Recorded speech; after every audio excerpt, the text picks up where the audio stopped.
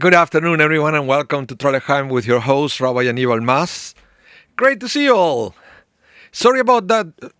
Sorry about last week. We couldn't have a class, but I had a funeral, and it was a graveside.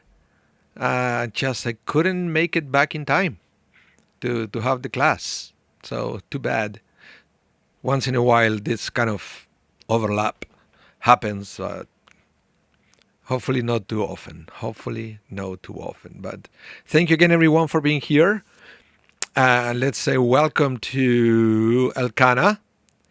Welcome, Brenda.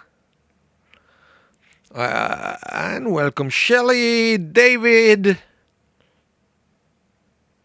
Ariel Lee, also here. Welcome, everyone. Randy, welcome. I have single espresso today, okay? Just in case you're wondering what I'm drinking. So welcome, Julia. Welcome. And let's see.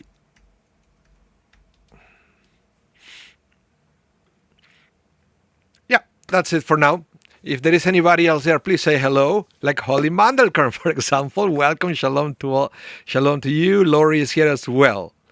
You know that you probably read in the news or heard in the chat that if you're connected to the service that we had pretty bad weather for the last couple of days. I've never been before exposed to a threat of a tornado.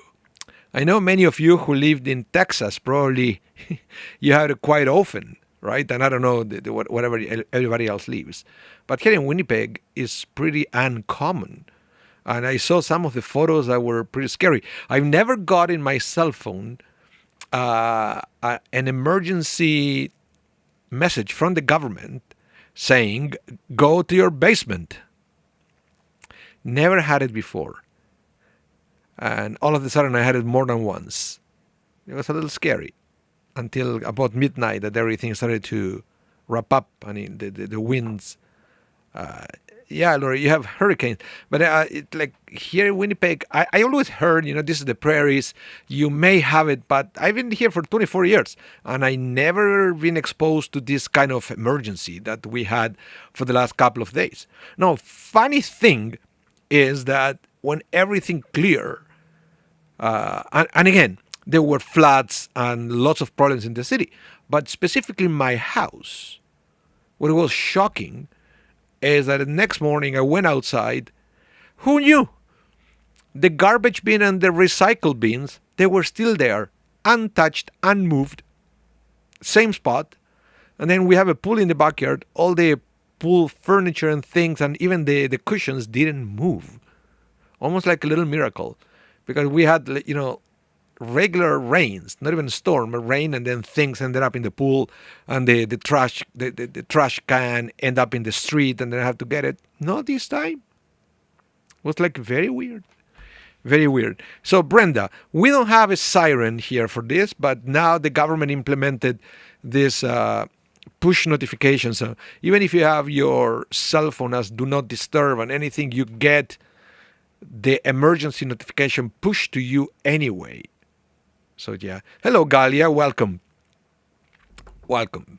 Yes, I'm Israel Chai. And yeah, it was a weird experience. And the rain is still there. It's rain itself hasn't stopped. And I'm supposed to have like a baseball game today, but I don't know if it's gonna go ahead or what. I don't know. Illinois, says Julia. A tornado went through. Very scary. Wow. Sorry to hear that. Here, I don't know about the aftermath in some more rural areas, but I know that some highways, like section of the highway, disappeared. Well, they sunk. Very scary. And so that means that communities got isolated. There is lots of remote areas here in Manitoba. That's one of the things, a lot of land. So, I don't know.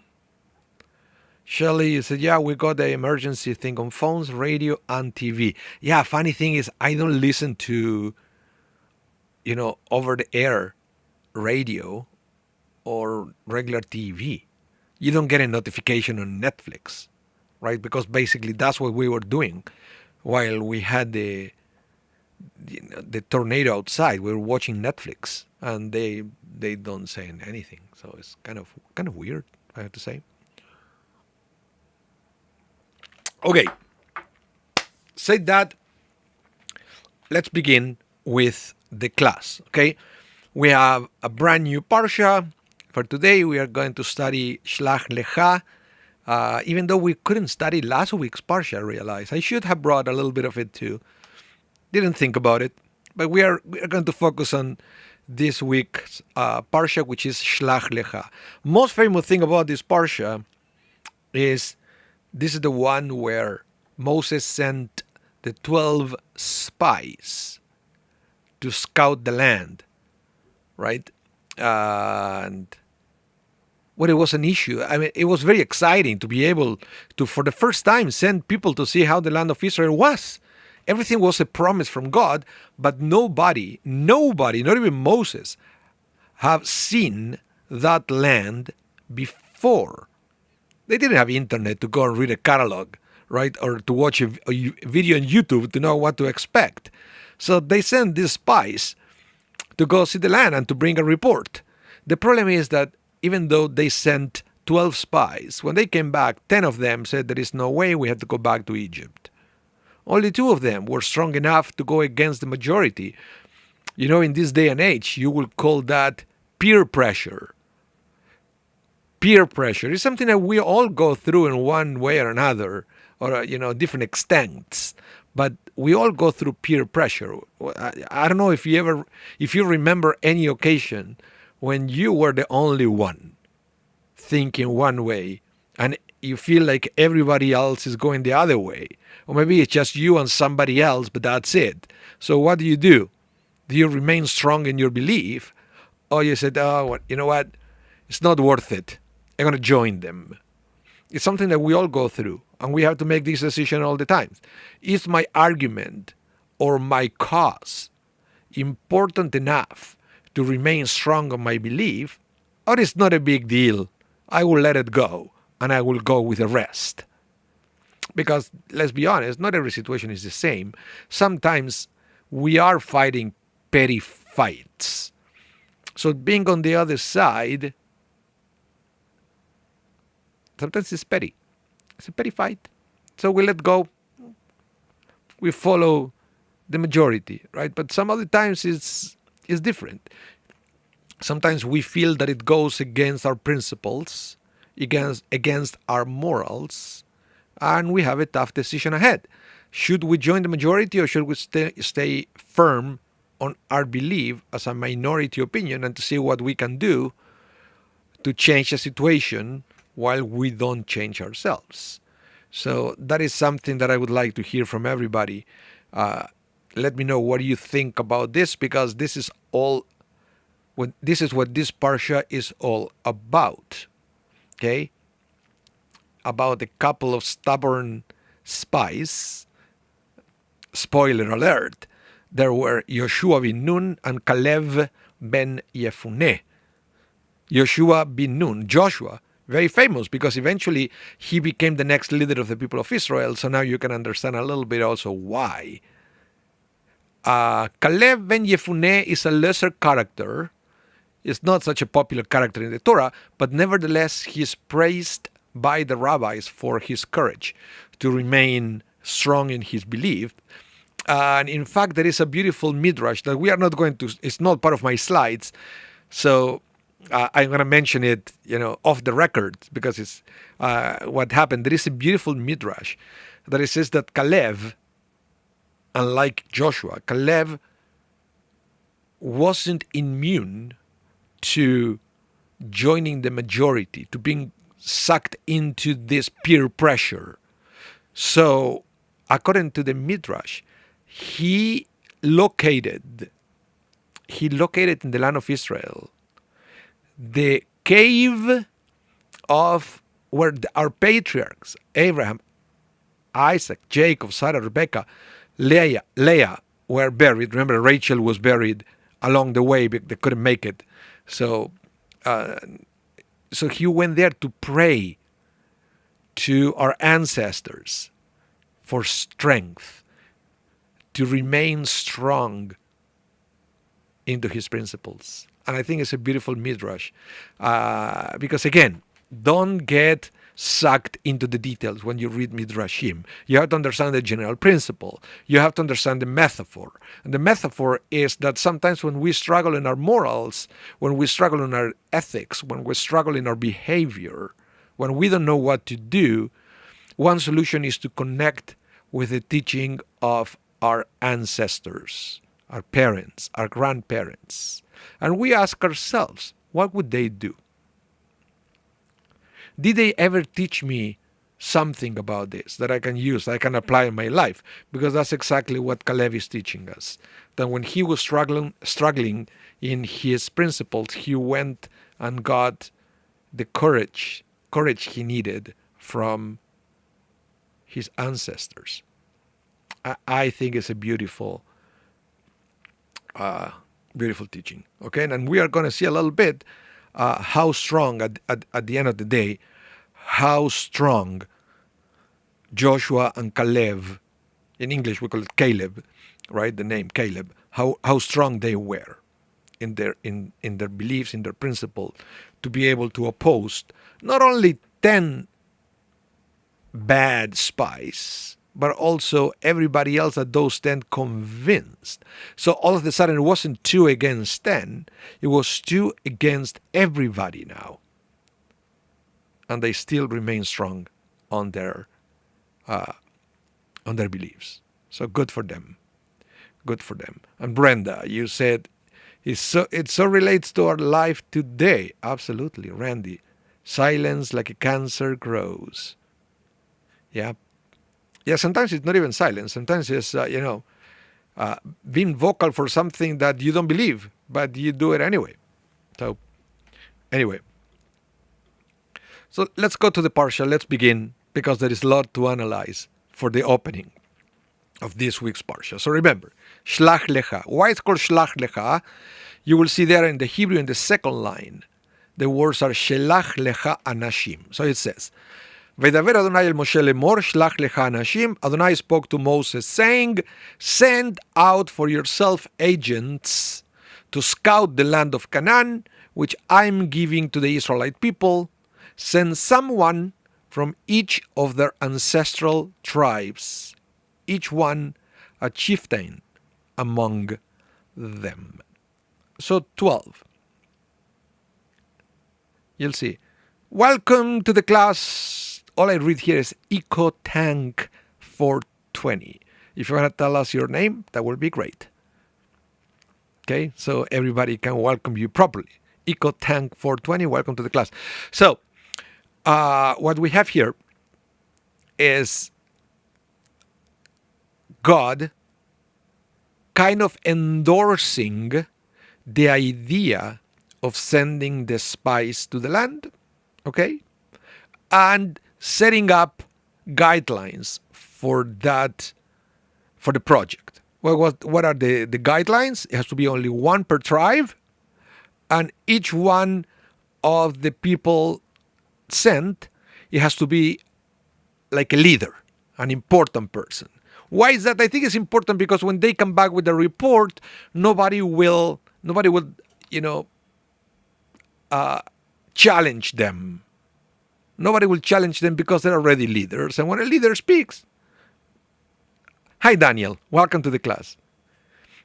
So, yeah, that's what it is. Now, there is something very interesting here, and it's the language used by the Torah. And you will see in a minute what I'm talking about, because, if I, you'll see. I don't want to give you spoilers because when I mention it again, you will know exactly what I'm talking about. Before we go there, the rabbis noticed that this parsha, it connected directly after the episode where Miriam, Moses' sister, she got leprosy for gossiping. Remember, Miriam didn't like Moses' new wife. According to the rabbis, it's because Moses' new wife was from Ethiopia, a black woman. And then Miriam said, hey, she doesn't look like us. She's different. There's a whole class there. In fact, I had it prepared for last week. But now you're going to have to wait another year to listen to my comments on that parsha. But it's... So Miriam committed the sin of gossip. She started to trash Moses' new wife in front of Aaron, and she gets punished with leprosy. Eventually, Moses prayed for her. She get healed, right? All is good, but we have a strong message there that gossiping is not good, right? Not good. So, the Midrash says, why is the section dealing with the spies put in juxtaposition, right, one after the other, with the section dealing with Miriam's punishment for gossiping? Why? Well, to show the grievousness of the spies' sin. Because she, Miriam, was punished on account of the slander which she uttered against her brother Moses. And these sinners witnessed it, and yet they did not take a lesson from her. What does it mean? Everybody saw that Miriam's got leprosy for slandering Moses and his wife. Okay, they learned the lesson. Maybe you can argue, we didn't know that gossip was bad, whatever. Now you know. Now you know. Fair enough, now you know. And yet, the spies, they go to the land of Israel. They come back, and what do? They slander the land. They come with half-truth, with hidden intentions to trash the land and the project. They came with an agenda, and they use slander to move or to push their agenda forward. And the rabbi said, that's why we read in the Torah the story of the spies right after the story of Miriam, to let us know that they are connected, to let us know that there is one more way of slander, of gossip. It's not just against a person. Gossip could be against the land, against, a country. Gossip could be against a project that you don't like. So you will use whatever you need to use, including lies, subterfuges, to stop that project. But it's your hidden agenda. You don't make it public. So it's a very interesting thing. Okay, so this is the first thing that we have to, Shelley, you said a whole year. Yeah, well, whenever we study next year, last week's parsha, right? It's done. It passed. So you have to wait. You have to wait until we study that parsha next year. Hopefully next year I won't have a funeral. So, now, let's go back to this. And you're going to tell me what this reminds you to. The parsha said, send out for yourself. Right? Let me go back here. Look, it says, Adonai spoke to Moses saying, send out for yourself agent to scout the land of Canaan. Right? And now, the Rashi and the Talmud, they ask, right? Or they explain, what does it mean, send out for yourself? And they answer, as your mind dictates. What does it mean? God is saying, I'm not instructing you. In other words, God is saying, okay, do it as you wish. It's kind of endorsing it, but it's almost like the parsha the grammar of the paragraph makes it clear that this is not God's idea. You see? Can you understand the difference? It's not the same as to say God said to Moses, okay, Moses, I want you to do this. Versus, okay, Moses, go ahead with your idea. Let's see what happens. Okay, it's not the same. Okay, so send out for yourself, Rashi explains, as your mind dictates. God saying, I'm not instructing you. If you so desire, send. For the people of Israel had come to Moses saying, let us send men before us. As it is written in the book of Deuteronomy, you all approach me. And Moses, consulting with God, said, God, I have said that it is a good land.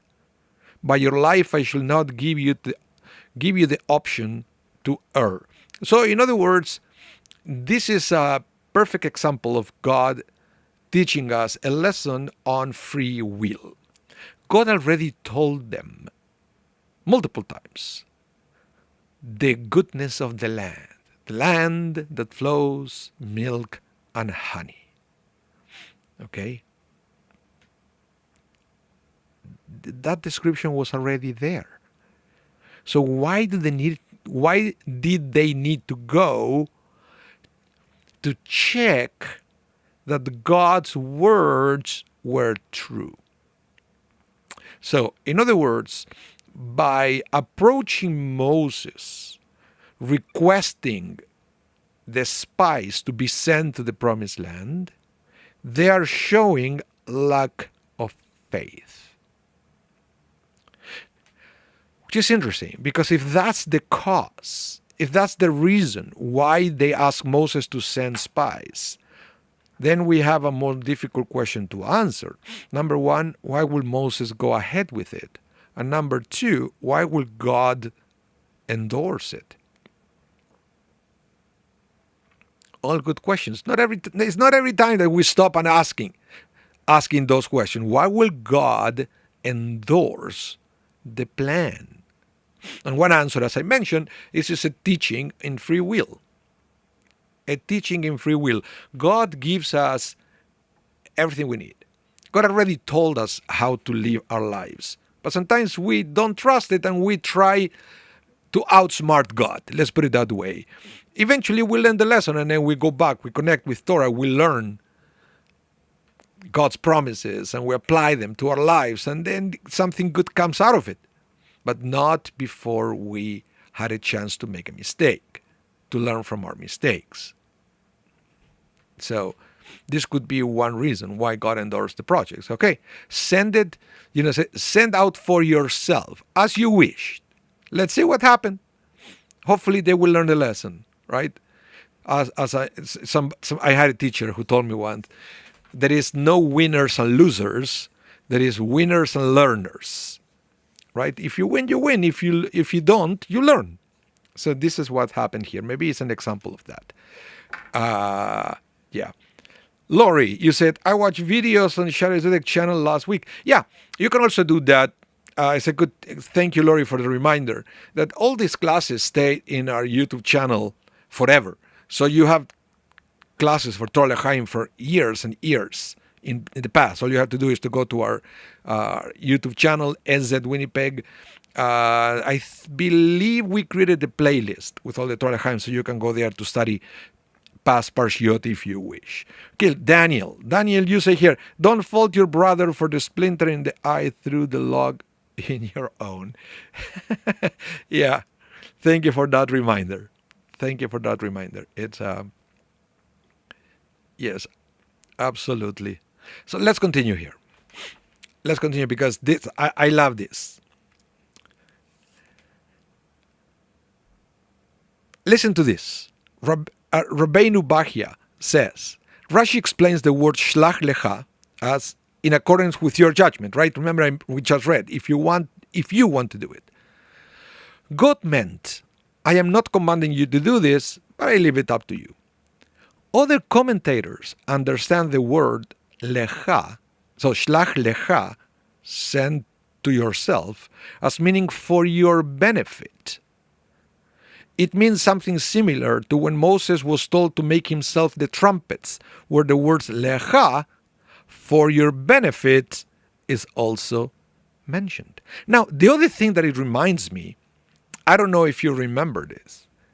When I read shlach lecha, it reminds me to lech lecha. Remember one of the first Torah portions in the book of Genesis, when God said to Abraham, leave your house, go to the land that I will tell you. That eventually we know there was the land of Israel, the land of Canaan. Remember that? The word is lech lecha. And many times is translated as go for your benefit. Go because it's good for you. In other words, don't stay where you are. It's a terrible place for you to flourish. And we know this, we can also relate to that many times wherever we live is not the best environment for us to thrive. So it's not uncommon that people move to a different city, to a different country, like myself.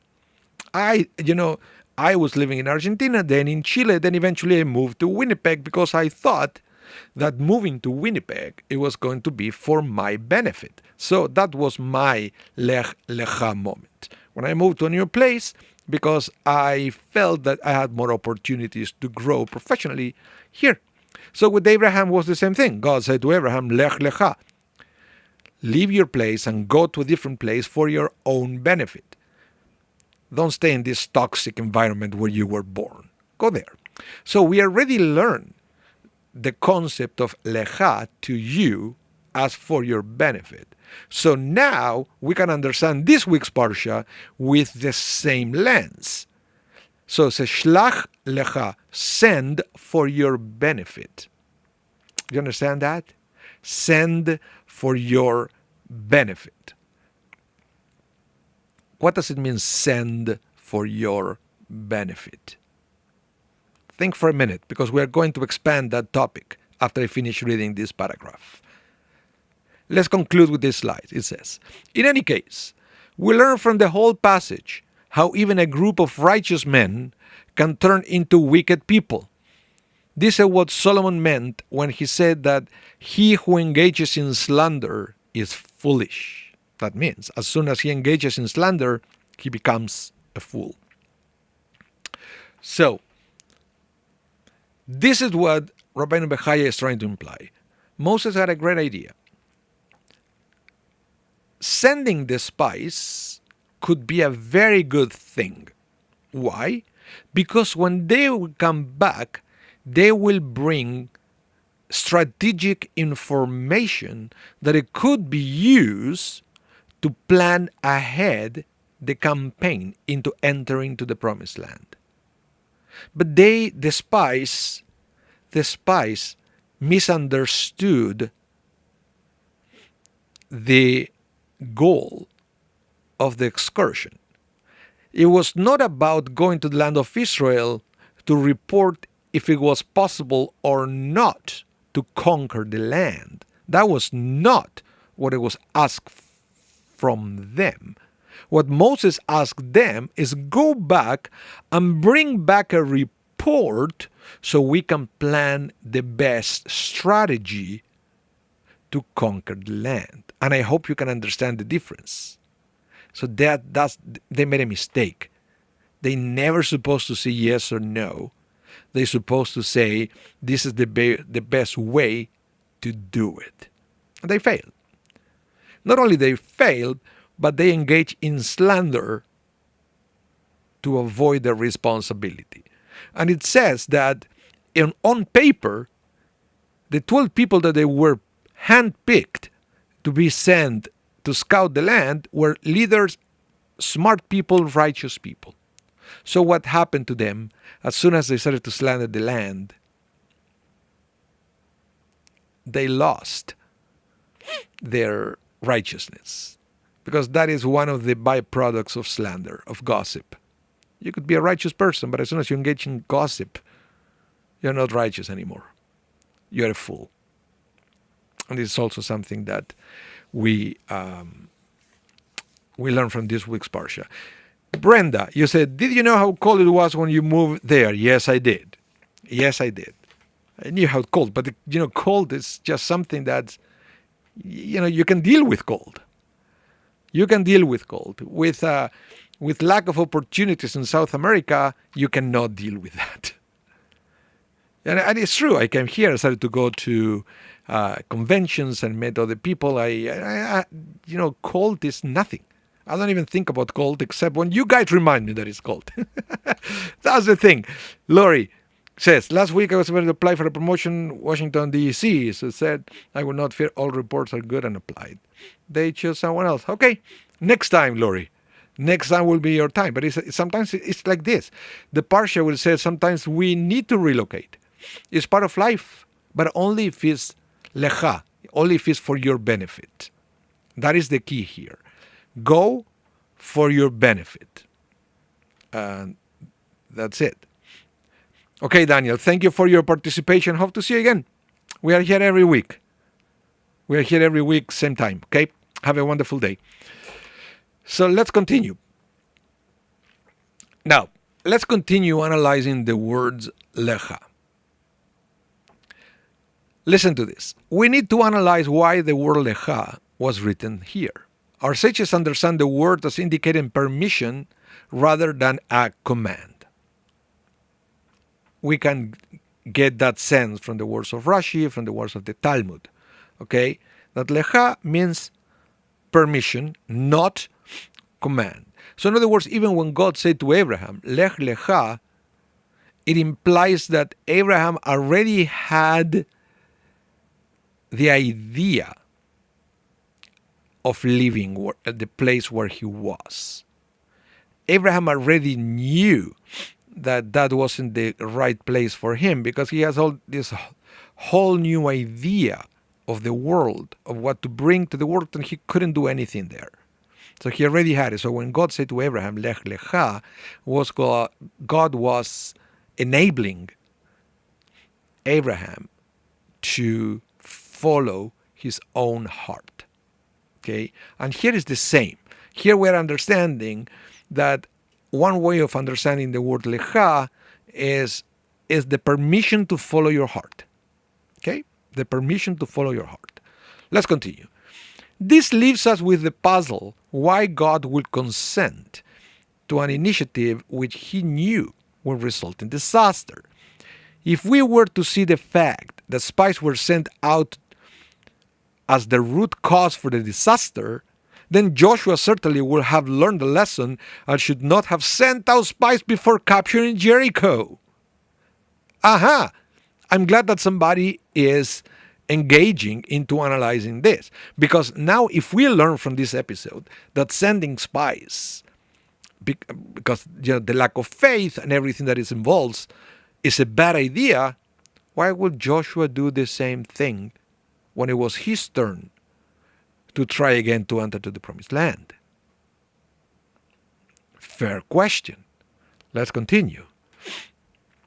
It follows that the idea of sending spies to help in the conquest of the Holy Land was not objectionable in itself. So again, the idea of sending spies is not bad. Okay? The concept of sending spies is not bad in itself. If the reason the mission failed was due to the caliber of the spies, this too is hard to accept, seeing that the Torah testifies that Moses sent out righteous men of whom God had approved. So again, if the problem, okay, let's agree that the problem is not the concept of sending spies, but the concept, but the problem was that the people that went to scout the land were not the right people. Well, that argument also failed because it says that Moses personally handpicked those people. Moses gave their approval to be the ones going. So that cannot be. Okay? That cannot be. So let's continue. We may therefore understand God's command or consent for Moses to send out spies as God agreeing for Moses to send out spies provided their mission was that Moses understood it to be. That means to discover the hidden treasures of the Canaanites, but not if the spies' mission were to determine if the land was capable of being captured by the Israelites. That's what I mentioned before. God agreed only if it was perfectly understood by everybody. The mission was, to take notes of everything in the land to better plan how to conquer the land, and not to start a debate if it was possible or not. Okay? So that's it. That's what it is. So it looks at the beginning, both Moses and God were in agreement that was the idea. It looks like Moses was convinced that the spies also understood their mission, that they were not being sent to figure out if it was possible or not, just to help plan. Okay? So Moses was honestly convinced that the spies understood their assignment. After all, Moses said, I know these people. They are smart people. Right? I'm pretty sure they understood what they're supposed to do. But, let's continue. Moses suspected their lack of faith. But, seeing that God has not denied him the sending out of the spies, he failed to divine what God really had in mind when he granted his consent. So, Moses had doubts. But he said, hey, God is allowing them to go. Yes, God is allowing them to go because the goal was to bring a report on how to prepare the military battles. That's the only reason. That's the only reason. And Moses failed to see that God shared his worry that the lack of faith of that generation will be in their way. Moses wasn't able to see that, unfortunately. And because Moses looked at the spies as smart people. And sometimes your brains alone are not enough when the mission involves also spiritual awareness. It's almost like they are two separate things. I mean, it shouldn't, but it is. It shouldn't, but it is. Being in a situation where we know in every generation people that they are brilliant people, smart, but they have no spiritual awareness. And I'm pretty sure we all can relate to this. Intelligent, smart people without spiritual awareness. And according to this story, this is what happened when we are locked into a situation where faith plays a big factor. And their faith was not strong. So they failed on their mission. Their brains didn't save them. The brain helped them, to conceive this kind of trick to say, okay, let's land on the land. Maybe we're going to go back. They weren't able to see that was not part of the plan. There is no plan B. There was only plan A, which is to enter to the land of Canaan.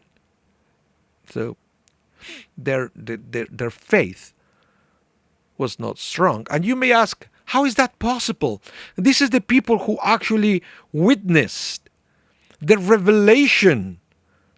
This is the generation where, they saw the words of God when God revealed the Torah. And now they come to fail spiritually like this? Keep that thought. I'm going to explain that in a minute. Let me wrap up this slide. Now, as to the question why God gave his consent, saying that he knew what was going to happen, we must conclude that if God had denied the people's request, the result would have been even worse. So there are many cases in the Torah where God gives concessions, because God knows that a cold turkey no, it will be against the entire project. And when I'm saying here the entire project, it means to develop the Jewish people and to enter into the promised land. Let me give you a few examples of this, of God making concessions. One is, to me, the most clear, is the concept of sacrifices. Can you imagine God saying to the people of Israel after they left Egypt, no more sacrifices for you guys. I don't need sacrifices. You need to make sacrifices because you think is the only way to communicate with the divine. But that concept, according to the rabbis, was so ingrained, so embedded on people's mentalities on those times that saying no will be a disaster. So God makes a concession. Okay, guys, whatever. I will make you make sacrifices, but with all these restrictions. Only in Jerusalem, the altar we have to be different from the altars that idolaters use, and so forth. Another concession that God made to the people of Israel was to have a king. And this is a concept that you will see constantly being brought back by the prophets. Every time the prophets confront one of these corrupted kings in Israel, where they remind the people of Israel, God doesn't want a king. God is king. You guys want a king. But the ideal is not to have a king other than God. But well, you want to have a king like all other nations, fine. Suit yourself. Have a king like all the other nations. Right? But also with all these restrictions. So God, sometimes they will have to negotiate with the Jewish people, with the Israelites, because a hard no will be a disaster at the end of the project. So in this case, it's the same. You want to send spies? God said, if I say no to them, they're going to go back to Egypt. Okay, send the spies. And I know you're going to fail, but at least future generations are going to learn a lesson out of it. And that is what Or HaChaim is saying in this text, right? So let me think what you think about this, because I think this is a very profound, very, very profound concept, especially the concept of how, being a smart person doesn't make you a person of faith. It does not. It does not. And even if you are a person who experiences miracles, doesn't make you a long-term person of faith. We see this from this generation who after they are the one who witnessed the opening of the Red Sea. They are the one who witnessed the giving of the Torah and so many other open miracles, explicit miracles, in the way we don't see in this generation. And yet, they failed. They failed. I find it fascinating. What can I say? Right? Now, this is what they say, the spies. We arrived at the land to which you sent us, and indeed it flows milk and honey, and this is the fruit, and they show samples of what they brought. But the people that dwells in the land is powerful. The cities are greatly fortified, and we also saw there the offsprings of the giants. And we all know that, when we use the word but, what happened? It means that, we are negating everything that we say before that word. That's the reality. When we say to somebody, yeah, you know what? You're a great guy, but we already know that everything that comes after will negate our statement, you're a great guy. Because that's unfortunately the way the word but means. And as soon as the spies used the word but, I knew they were in trouble. Because that's unfortunately what it is. Now, let's go to the Ramban. And he explains the concept of this terrible word better than anybody else. Listen to this. The spies report open with the answers to the issues they have been charged to investigate. So far, so good. In all this, they said the truth. Therefore, they indeed should have continued. The people that dwelt in the land is powerful, right? For Moses commanded them to find out if they were strong or weak. So you see, the report technically was truthful. Technically, because they need they're strong, so we will strategize to create an army with specific tactics and techniques. It's all great, it's all good. So far, so good. Now, the wickedness of the spies was uttering the word but. Without the word but, the report would have continued to be a simple enumeration of facts. The addition of but signified something negative and beyond human capacity, something impossible to achieve under any circumstances. Thus, the spies were reporting that the desirability of the land notwithstanding, it was impossible to vanquish. the native population. Yeah, very sad the way they presented it. The way. What should have said is the people there is very powerful. So what? We took out Egypt. Don't you think we can take them out? But that's not the way they presented it, unfortunately. Let's continue, because I want to tell you more about this. What happened after? So, long story short, the 10 spies with the negative report, they convinced the Israelites to go back to Egypt. And remember that the rabbis say that had God denied them the opportunity to send the spies, it would be an even worse situation than this. So I can't even imagine how this could be any worse. How can this be any worse?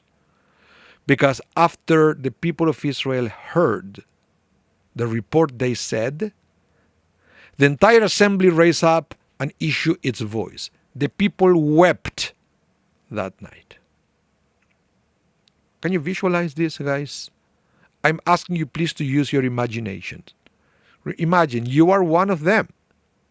You are part of the nation of Israel. The 10 spies come and they tell you the story. You are terrified by what they are telling you. Because remember, you also share their lack of faith. You already forgot what God did at the Red Sea and the way God revealed the Torah. That's past history. Now all you have in your mind is this terrifying report that they brought. And then they, and maybe you, wept that whole night. Try to think in your own life. A night that maybe, you were terrified about an exam or something that you have the next day and you couldn't sleep and you are thinking about it all night. But think about this. Okay? So sometimes when we read Torah, you have to feel what they feel. Let's continue. All the children of Israel murmured against Moses and Aaron, and the entire assembly said to them, if only we have died in the land of Egypt. Why is Hashem bringing us to this land to die by the sword? Okay? And then at the end, they said that they want to go back to Egypt. Terrible. Terrible. But now, I see the time. I want to kind of start wrapping up with this text by Rabbi Moshe Feinstein. Moshe Feinstein is teaching us here the different kind of faith that we have. We have faith that we achieve through witnessing miracles, which is pretty much what the people of Israel experienced back then, and we already know what happened with them. And we have a different kind of faith that is the one that we achieve through using our intelligence, which is also something that they failed to use to strengthen their faith, right? That's something that Moses didn't understand. But listen to this, what Moshe Feinstein said. There is a great difference between individuals who have developed a faith in and loyalty to God through labor and toil, and those who experience an epiphany through miracles and wonders. In other words, what Moshe Feinstein said, look, there are people here that they study Torah, right? And they come to shul every day and night. And they study the Talmud, and they come to lectures, and they wrestle with the verses, and they are critical, and they study, and they ask. That's what he called, developing faith and loyalty to God through labor and toil. Okay, you understand that? That's what he's saying. So there are people that they do that.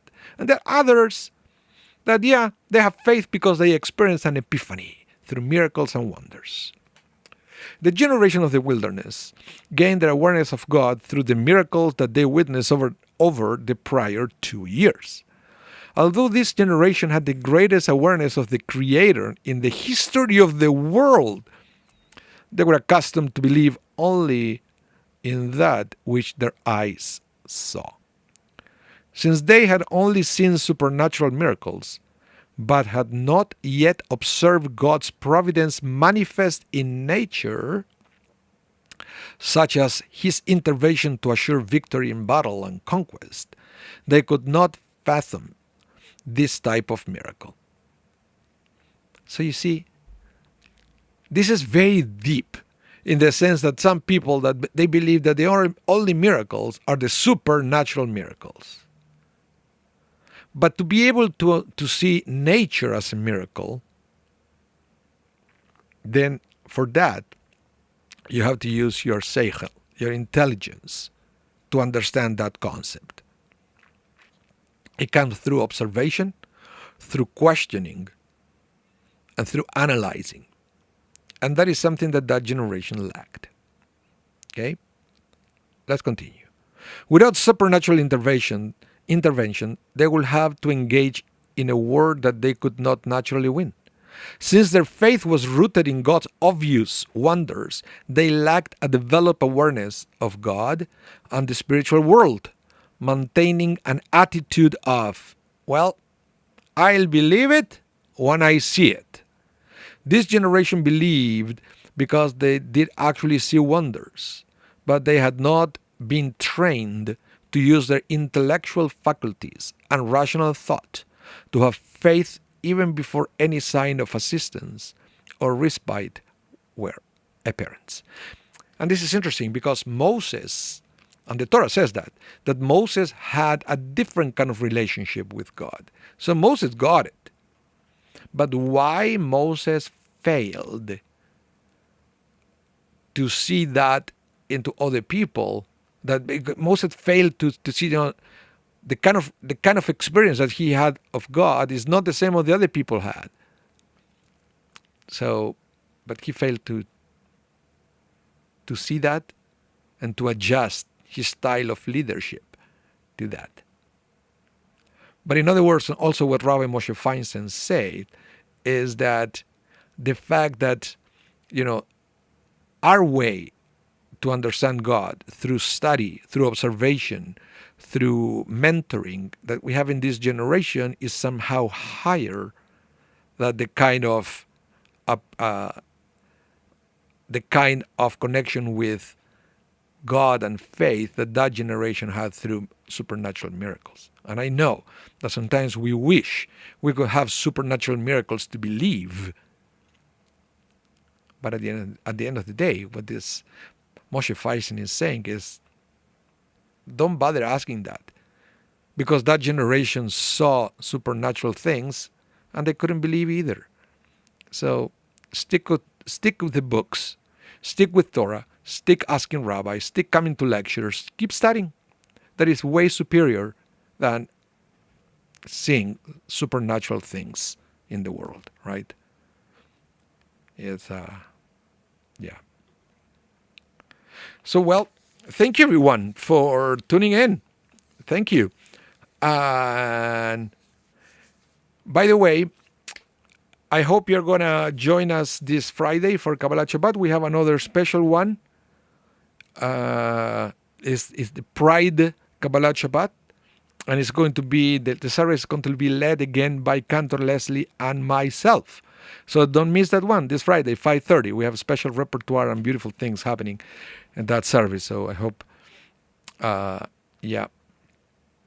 hope you can make it. Okay. So yes, I am doing Kabbalah Shabbat with Cantor Leslie tomorrow at 5:30, same time, but it's part of the Pride month. So we have a dinner after. So yeah. Okay. Give it a thumbs up for the class. Subscribe to the channel if you haven't done so. The class is going to be rebroadcasted tonight at 8 p.m., 8 Central. And yeah, hope to see you all soon.